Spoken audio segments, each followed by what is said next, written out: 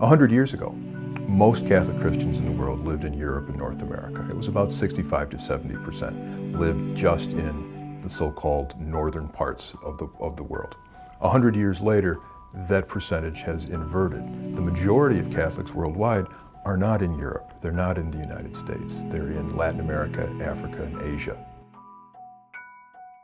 So it ought to be an exciting moment of realizing that people who have been so far apart are being brought together into this one household of God and say, wow, there is something exciting here. Black, white, yellow. It ought to be an exciting moment. But it is becoming as a cultural shock because we have been, in a way, kind of used to a theology that has kept us stable in our culture or country. What does it mean to experience God for you and for me, in my tradition, in my culture? So I think it is a challenge. It's not that easy. And so it became a conversation we started having among ourselves and realized as a university, we could actually create a place for those conversations to begin and study to be done and to be of assistance to the church as it becomes even more of a global church than it's always been. The point was to bring people here to Chicago from around the world who had experiences of global Catholicism from around the world and create a new kind of dialogue, a new community, and that see what would arise from that. We didn't really have a preconception of being a kind of ambulance to go to problem centers. We just wanted to open up a form of space for dialogue and see what would happen.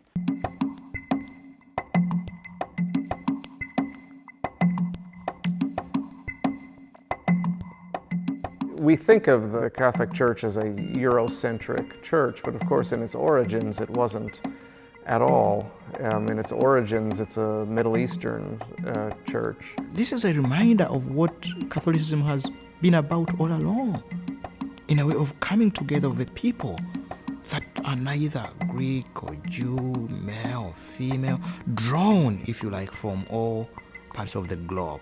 Certainly, I think the early church thought of themselves as a new people, drawn out of all the existing peoples and tribes of the ancient world, and that in so doing, God had done something new. It had created a new race, a new community that drew from every existing form of human expression and yet held them together in a deep and a significant unity.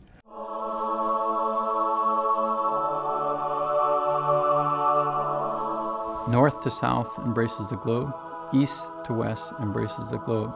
In the history of Christianity, there's never been a point in which there hasn't been movement from one direction to another. And it creates very complex conversations about conceptions of God, about how church gets organized, how leadership is exercised, how the group prays. It creates a great deal of variety, which is wonderful, and a great deal of complexity that if we're going to be one church, has to be talked through. And so to have the possibility to really engage and work across all of these differences of culture and language and experience and social context is really, I think, what theology is all about. Because if there's no way that one particular culture or one particular angle can have a full grasp of the experience of God or the reflection on the life of God for the world today.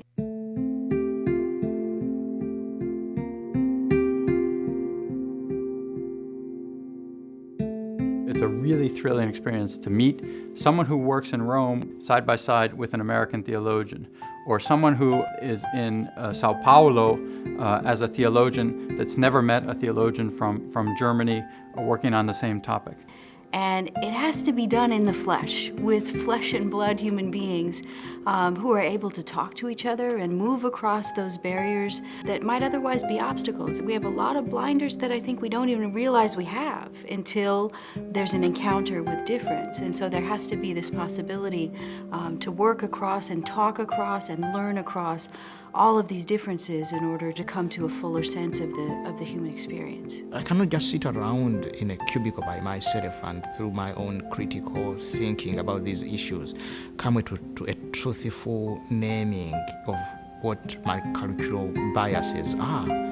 I just need to come in contact with somebody like you, and then I say, I never thought about that. I never realized that was the case. That's that sort of thing.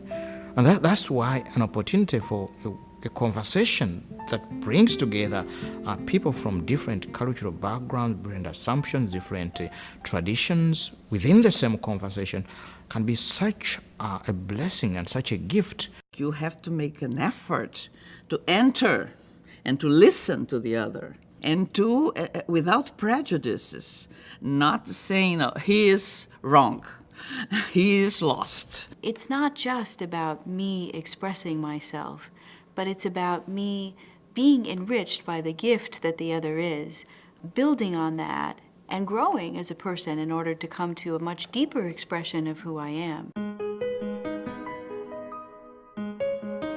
What's a characteristic of the mosaic? When you get too close, you don't see the figure. If you take distance, then you see. There is a whole, there is a totality, there is a harmony. Catholic, in the sense of universal, has to be like that. To accept the different pieces, even if they are broken, even if they are partial, and put them together. And then, when you look at it, you have the totality of the picture. I think the center, the vocation of the center is a little bit like that.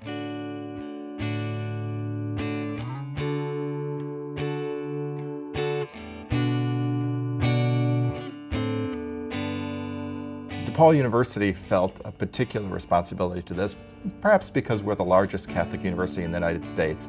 But in truth, we've got St. Vincent de Paul's name over the door. And St. Vincent de Paul himself had a vision of a world church, and that has always created this university in a very unique way. DePaul University is considered one of the most diverse universities in the United States. And so if you walk down our halls, you see people from all different nations, from all different cultures. And we've learned over time how to create one community out of great diversity and difference. And so it's a particular mission of ours to bring people together. I think that every Catholic university should have something similar, because it's different from a department of theology that teaches theology regularly. It's different. It's like a think tank that produces intercultural reflection and enriches and opens theology to the very hot questions in today's world.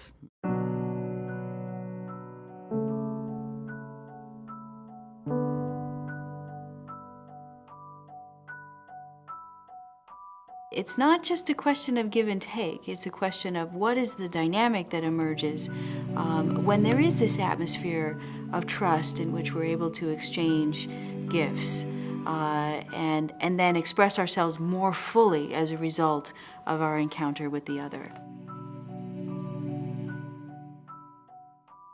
If we don't get to the point of a true exchange across cultural lines, then we're always going to be stuck with someone imposing their particular vision on somebody else. A lot of what we do here is modeling in some ways how to do intercultural dialogue. You know, it's the Center for World Catholicism and Intercultural Theology. It's a recognition that the Church has been at this for 2,000 years in a lot of ways of kind of intercultural dialogue. And that's an important thing in today's world where you've got so many different groups kind of in conversation with each other and also at loggerheads with each other as well. The center, I think it's very important because it rescues a characteristic of Catholicism, which is a little bit forgotten, to be universal. The word Catholic means universal. So I think the center, the vocation of the center tries to rescue that. I think part of the task of modern theology, of Catholic theology, is even to read, understand, and describe the different cultural ways in which we express our faith, but also paying attention to cultural patterns and habits that become so ingrained as part of our normal, ordinary way of seeing the world that at times that they need to be, in a way, unsettled if we have to move into a new way of seeing the world. How can we create an interesting conversation, a conversation that is not taking place, that could take place, that only took place once and needs to be deepened? How can we strategically bring people together with our resources from around the globe who should be talking to one another, who should meet one another?